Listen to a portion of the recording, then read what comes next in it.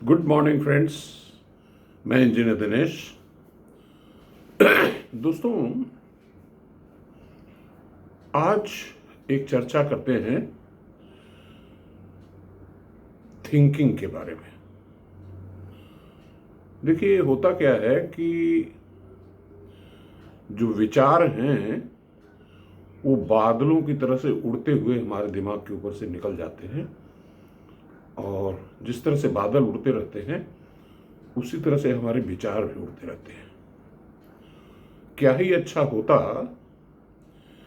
कि हम अपने विचार को एक जगह पे स्थिर कर पाते, एक जगह पे फोकस कर पाते, तो शायद उससे कुछ रिजल्ट निकलता। दोस्तों, चूंकि मैं न्यूक्लियर फिजिक्स का भी विद्यार्थी रहा हूं, तो एक चीज आपको बताऊं कि जो फिशन की प्रक्रिया होती है जिससे एटम टूटता है, न्यूक्लियस, तो न्यूक्लियस को तोड़ने के लिए न्यूक्लियस के अंदर एक न्यूट्रॉन को घुसना पड़ता है, तभी वो विखंडित होता है। आप इस तरह से सोचें कि न्यूक्लियस के अंदर उसे एक कुएं जैसा समझ लें। समझने के लिए देखिए, पूरी न्यूक्लियर फिजिक्स तो इस 10 मिनट में हम नहीं आपको एक्सप्लेन कर पाएंगे, लेकिन एक एजम्पशन है कि उसको एक छोटा सा कुआं समझ लीजिए, और कुएं के अंदर न्यूट्रॉन को घुसना है। अब देखिए, न्यूट्रॉन कई गतियों के हैं। एक न्यूट्रॉन तो ऐसा है कि जो इतना स्लो है कि कहीं से आ रहा है और कुएं तक वो पहुंच ही नहीं पाएगा। दूसरा न्यूट्रॉन ऐसा है कि जो इतना तेज है कि कुएं के सरफेस के ऊपर से निकल जाएगा, वो गिरेगा ही नहीं। एक तीसरा न्यूट्रॉन है जिसकी एनर्जी इतनी है कि कुएं तक वो पहुंचा और कुएं में गिर गया। इतनी एनर्जी ज्यादा नहीं कि कुएं के उस पार चला जाए, या यूं समझिए कि जैसे लंबी कूद आप करते हैं, तो अगर बहुत तेज कूदेंगे तो कुएं के पार चले जाएंगे, और कूद नहीं पाएंगे तो कुएं तक पहुंच नहीं पाएंगे। एक ऐसी रेंज की कूद जो न्यूक्लियस के अंदर घुस जाए, जैसे ही घुसता है तो ब्लास्ट कर जाता है, विखंडित हो जाता है। तो सारी प्रक्रिया उसके बाद, यानी कि इसी तरह से विचार जब तक घुसेगा नहीं, एक जगह रुकेगा नहीं, निकल जाएगा या वहां तक पहुंचेगा नहीं, कुएं तक। तो इसी क्रम में मैं एक पुस्तक की आपसे चर्चा करना चाहता हूं। एक एडवर्ड डेबेनो साहब थे, उन्होंने किताब लिखी थी 6 थिंकिंग हैट्स। हालांकि उस किताब को मैंने पूरी तरह से पढ़ा नहीं है, but I have taken a glimpse, और मैं चाहता हूं कि आप भी उसी ग्लिम्स से ही अपने विचारों को केंद्रित करना सीख लें। देखिए, 6 थिंकिंग हैट उन्होंने जो बनाए हैं, तो इनफैक्ट वो क्या होते हैं, सीधे उस पर चलते हैं आपको लिखे। देखिए, पहला एक हैट है जिसको बोलते हैं ब्लू हैट। ब्लू हैट का मतलब होता है जैसे स्काई इज ब्लू, कहते हैं ना कि बर्ड आई व्यू। तो स्काई इज ब्लू, स्काई जो है हमारी समग्रता का परिचय देता है, यानी कि हम पूरे समाज के बारे में, पूरे विश्व के बारे में सोचें समग्रता से, किसी एक चीज को अलग ना करें। जैसे विश्व शांति की कल्पना करें, या कोई भी प्रोडक्ट आप डेवलप कर रहे हैं तो उसमें ये देखना है कि पूरे विश्व में ये कैसे एक्सेप्ट किया जाएगा, समग्रता उसकी क्या है, प्रोडक्ट की वैल्यू क्या है, क्वालिटी क्या है, प्राइस क्या है, बहुत सारी चीजें। दूसरा जो थिंकिंग हैट है वो है व्हाइट हैट। अच्छा देखिए, एक बार में एक ही टोपी आपको पहननी है। जब आप कोई थिंकिंग कर रहे हैं तो या तो ब्लू हैट पहन लीजिए, या जो आगे कलर में बता रहा हूं, दूसरा हैट जो है वो व्हाइट कलर का होता है। व्हाइट का मतलब व्हाइट पेपर कहते हैं ना, जो फैक्ट्स और इंफॉर्मेशन को डील करे। कहते हैं कि इस पे सरकार को व्हाइट पेपर लाना चाहिए, सच्चाई, फैक्ट्स एंड इंफॉर्मेशन। अब मैं इसलिए बता रहा हूं कि मैं आपको एंटरप्रेन्योर बनाना चाहता हूं, और एंटरप्रेन्योर बनने के लिए जो बेसिक लेक्चर्स हैं वो आपको मैं समझा रहा हूं। क्योंकि मैं इन्हीं कड़ियों से गुजरा हूँ, इसलिए मेरा फंडा क्लियर हुआ है। तो एक तो हो गया ब्लू हैट, समग्रता, दूसरा हो गया white hat, information and fact, सच्चाई क्या है, व्हाइट पेपर। तीसरा हैट है रेड हैट। देखिए रेड हैट तो रेड आप तो सब जानते ही हैं कि हार्ट जो होता है, दिल का रंग रेड से दिखाया जाता है। तो जहाँ दिलों की बात हो, इमोशंस की बात हो, प्यार मोहब्बत की बात हो, उसको बोलते हैं रेड हैट। जीवन में ये भी जरूरी है। अगर इसको हमने एक किनारे रख दिया और सिर्फ व्हाइट पेपर में उलझे रहे तो भी जिंदगी बेकार हो जाएगी। अब इस पर एक छोटी सी कहानी आपको सुना देता हूँ रेड हैट पे। देखिए एक Nobel prize winning small story है जिसमें नोबेल प्राइज मिला था लेखक को। एक सेठ जी थे, तो वो जो है बहुत बड़ी कारोबार था और उनका जो ऑफिस था घर से कोई हाफ एन आवर डिस्टेंस का था, या मे बी 45 मिनट्स। बहुत पुरानी किताब है, मैं भूल चुका हूँ, लेकिन उसका सारांश बता रहा हूँ। तो अक्सर ऐसा होता था कि सेठ जी जो ऑफिस जाते थे और ड्राइवर को दोपहर में घर भेजते थे कि जाओ खाना लंच ले आओ। तो ड्राइवर जाता था, अमूमन खाना लेके आ जाता था। एक दिन क्या हुआ कि उसको बड़ी देर हो गई, तो सेठ जी ने दूसरी गाड़ी उठाई और पहुंच गए। वो क्या देखते हैं कि ड्राइवर जो था he was very good at piano, और मेम साहब को पियानो बहुत पसंद था, और ड्राइवर साहब पियानो बजा रहे हैं, मेम साहब देख रही हैं। सेठ ने कहा यार ऐसा है कि अब जो है मुझको तू पियानो सिखा दे और ऑफिस का काम तू देख। तो इसको बोलते हैं रेड हैट। पियानो बजाना भी बहुत जरूरी है। अब तीसरे हैट पे हम आते हैं। तीसरे हैट पे रेड हैट तो हो गया तीन, चौथे हैट पे आते हैं ब्लैक। ब्लैक हैट क्या होता है कि कुछ लोग ऐसे होते हैं जो हमेशा निगेटिव आइडियाज में घुसे पड़े रहते हैं। किसी भी चीज का, जैसे मैं बोल रहा हूं तो इसमें कुछ हमारे दर्शक ऐसे भी होंगे जो कुछ न कुछ इसकी आलोचना करेंगे। आलोचना तो अच्छी चीज है, लेकिन कुछ ऐसी पिंचिंग बातें करेंगे, इतना निगेटिव सोच लेंगे इसके बारे में। तो निगेटिव, लेकिन एक बार बता दें कि जब आप कोई प्रोडक्ट डेवलप कर रहे हैं या कोई नई आइडिया लेकर के उतर रहे हैं तो negative thinking is very important.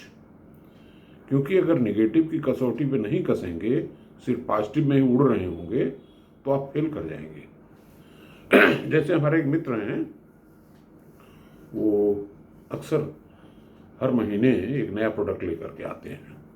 He is very good at entrepreneurship. ऐसे ऐसे प्रोडक्ट लेके आते हैं, जैसे अभी लेटेस्ट एक प्रोडक्ट लेकर के आ गए कि एडवेंचर टूरिज्म में, ख़ासतौर से वो जो फ्लाइंग वाला होता है जिसमें एडवेंचर फ्लाइंग कराते हैं, तो वो लेकर के आ गए और यहाँ तक इतनी तेजी से आगे बढ़े कि 2 एयरक्राफ्ट उन्होंने मंगा लिए जो उड़ने वाले होते हैं, जिसमें पीछे क्या बोलते हैं उसको,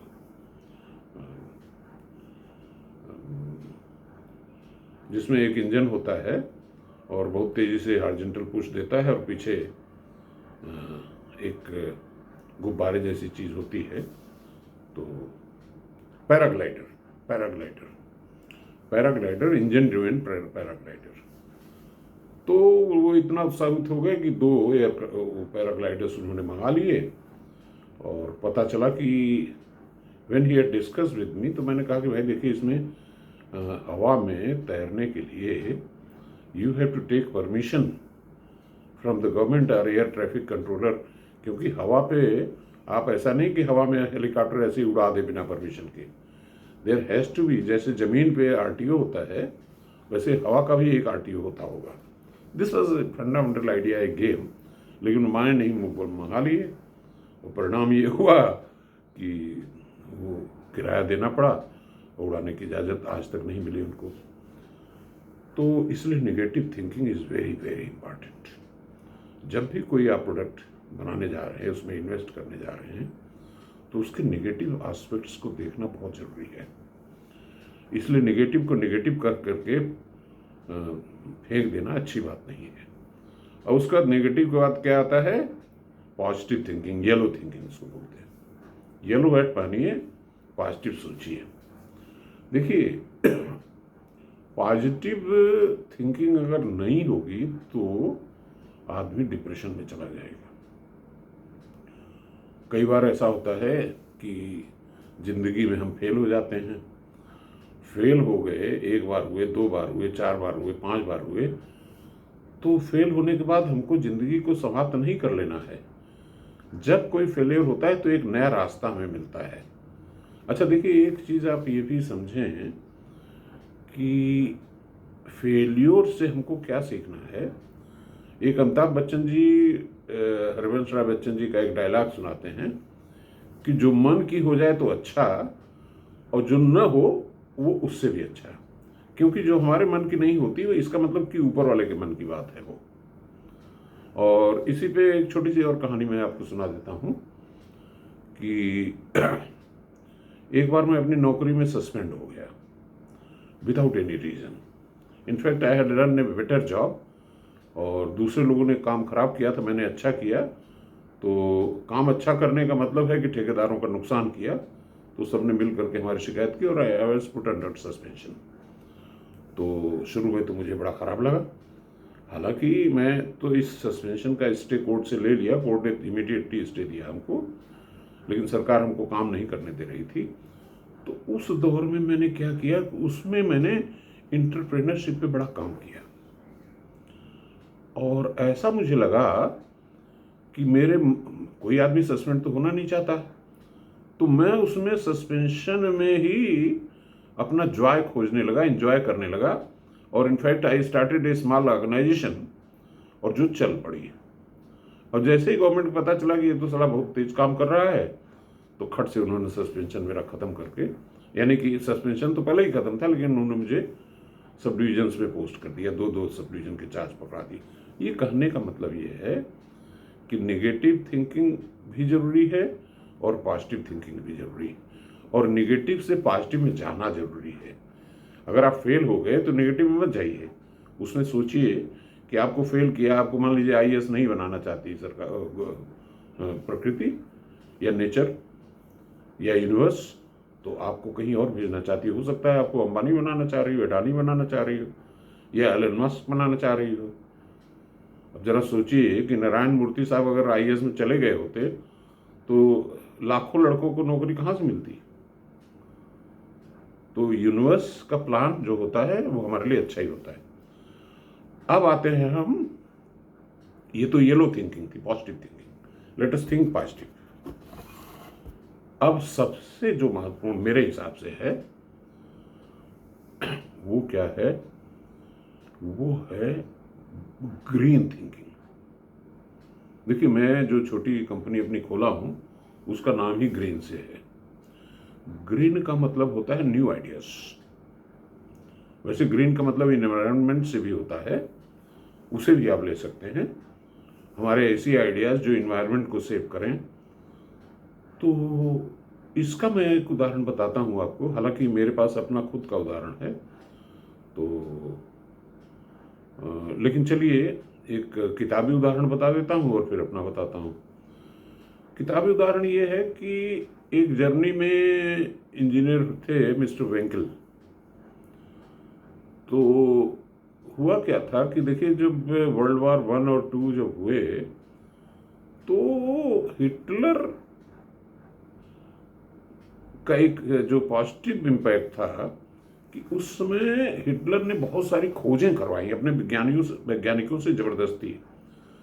जैसे उसी समय खोज हुई थी सैकरिन की, क्योंकि जब जो अपोजिट साइड की कंट्रीज थी उन्होंने जर्मनी को शुगर बंद कर दी सप्लाई, तो उन्होंने अपने वैज्ञानिकों को बुलाया, खासतौर से केमिकल इंजीनियर्स को और केमिस्ट्री वालों को, और बोला मुझे 24 घंटे या 48 घंटे के अंदर शुगर का विकल्प चाहिए। And that is how they came with saccharin. उसी तरह से जब जर्मनी की पेट्रोल सप्लाईज बंद हो गई, फिर उन्होंने अपने वैज्ञानिकों को बुलाया, बोला ऐसा है कि मुझे पेट्रोल चाहिए विदाउट इंपोर्ट, अपने घर में ही पेट्रोल बनाओ। तो अगर आप लोग विज्ञान के विद्यार्थी हों तो एक पढ़ा होगा फ्रैक्शनल डिस्टिलेशन ऑफ वुड, यानी कि लकड़ी का फ्रैक्शनल डिस्टिलेशन करिए तो आपको पेट्रोल मिल जाएगा। तो जर्मनी के वैज्ञानिकों ने फ्रैक्शनल डिस्टिलेशन ऑफ वुड करके पेट्रोल बना दिया। तो this is called green hat. अब जैसे मैं अपना ही उदाहरण बताऊँ, ये तो किताब ही बताया, मैंने अपना उदाहरण बताता हूँ कि जब मैं सिंचाई विभाग में था तो देखिए एज ए तो मुझे बहुत ज़्यादा काम करने का मौका नहीं मिला। जैसे ही मैं एक्सीएन बना तो मेरे दिमाग में आया कि यार ये जो नहर है ये ज़मीन के ऊपर क्यों चलती है, और ज़मीन के ऊपर चलने में इतने सारे लॉसेज होते हैं, इवापोरेशन लॉस हो जाएगा। इसके अलावा हेड रीचेज वालों नहर काट के पानी ले लेंगे, टेल तक पानी नहीं पहुंचेगा, या हेड रीचेज वाले कुलाबा अपना पहले खोल लेंगे। तो बहुत सारे, इसके अलावा जो नहर से सीपेज होगा क्या कि जो मुख्य नहरें होती हैं उसके आजू बाजू में बहुत सारे एरिया में वाटर लॉगिंग जैसा हो जाता है, सब सरफेस वाटर लेवल ऊपर आ जाता है और फसलें खराब होती हैं। ये सब चीज़ें मैं देखता था तो मेरे दिमाग में विचार आया कि क्यों न नहर अंडरग्राउंड बनाई जाए, और मैंने एक प्रोजेक्ट बनाया। हालांकि पूरा विभाग मेरे खिलाफ खड़ा था, लेकिन जो इंजीनियर इन चीफ था ही सपोर्टेड मी, और अल्टीमेटली प्रोजेक्ट लेकर के गवर्नमेंट से क्लियर करा के नाबार्ड में फंडिंग के लिए गया। तो वहाँ पे लोगों को एक्सप्लेन करना पड़ा उनका कि is there any canal like this in India. तो मैंने कहा नहीं। बोला can you find some detail from internet if it is somewhere. तो मैंने बहुत खोजा, कहीं कुछ मिला नहीं। एक साउथ इंडिया में एक किसान था जो एक लेक से पानी पंप करके अंडरग्राउंड पाइप से ले जाता था। वो that was not a very significant thing, लेकिन वो मैंने बताया उनको कि कोई भी चीज़ करना है तो पहली बार भी करना होगा, और जब मैंने बनाया तो इट वाज सक्सेस। और फिर आज की तारीख में यूपी एमपी में मिला करके सैकड़ों कैनाल उस डिज़ाइन पे बन चुकी है। तो this is called green thinking, कुछ नया सोचिए। तो आज के लेक्चर में बस इतना ही। ये मेरे लेक्चर एंटरप्रेन्योरशिप से रिलेटेड हैं। जिनको एंटरप्रेन्योरशिप में जाना है, एंटरप्रेन्योर बनना है, वो इन लेक्चर्स को जरूर देखें। धन्यवाद।